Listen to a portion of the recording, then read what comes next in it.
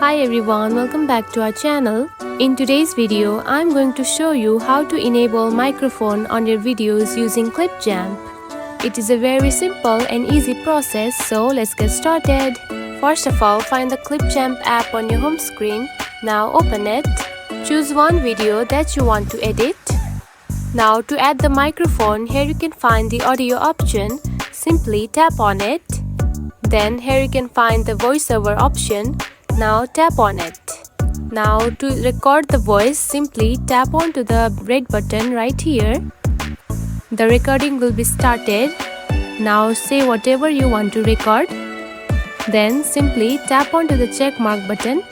Now you can see the recording has been added to your video. And that's it. This is how you can enable microphone on your videos using Clipchamp.